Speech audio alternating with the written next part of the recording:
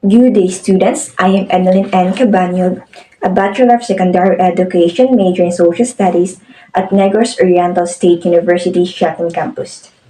Are you ready for our discussion today? So, for today, we will be discussing about learners with chronic illness, specifically those learners with epilepsy and allergy, under Unit 3, Typology of Learners with Special Needs. The objective of this report, at the end of the lesson, the students are expected to identify the different types, characteristics of learners who have special needs, demonstrate knowledge of teaching strategies that are exclusive for learners with special needs through role play. Explain the importance about students or learners with chronic illness. Who among you here are familiar with chronic illness?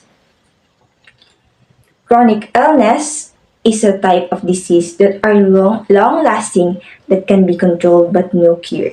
So these illness have no cure or even no medication. But today, some of chronic illness have already a medication. So what are the example of chronic illness?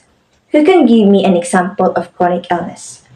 Yes, cancer, heart disease, stroke, diabetes, and arthritis are one of the example of chronic illness. So, as what I've said earlier, some of the chronic illness or disease have already a medication, like from the example that your classmate have given, the stroke, diabetes, and the arthritis have already a cure and medication, but it takes a long period of time.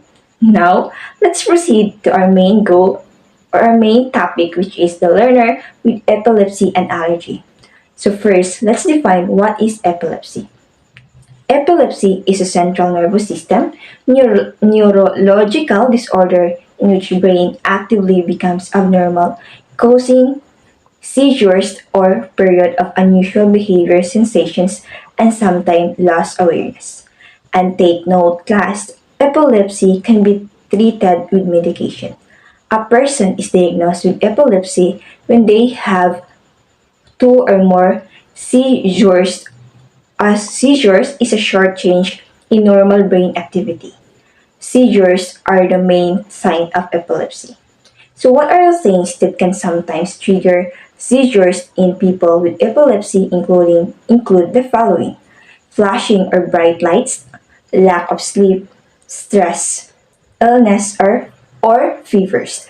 Students with epilepsy may first is need to go to school with nurse or they need rest if they feel that these seizures are coming.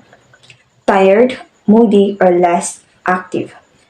And this kind of situation or like symptoms usually occur during class hours or discussion or sometimes this kind of behavior may occur suddenly. Miss class due to seizures or doctor visits.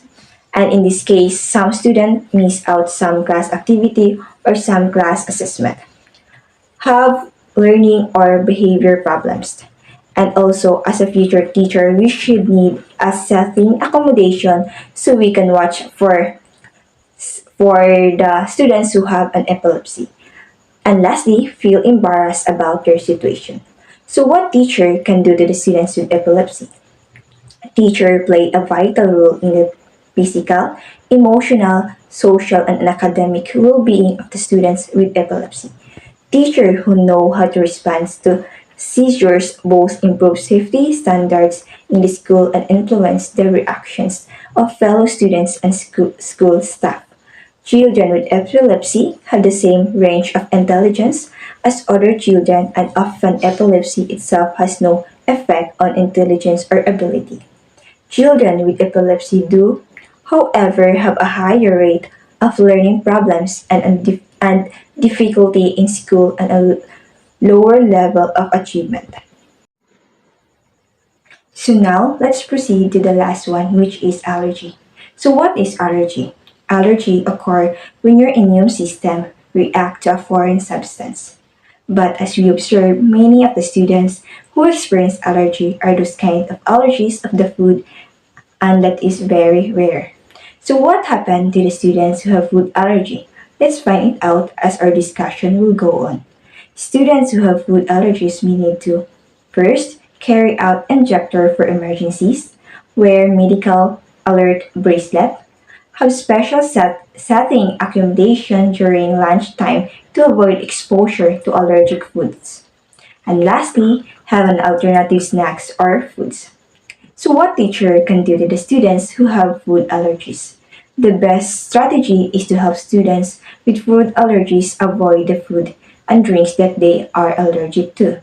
Students with food allergies may be bullied because of their situation.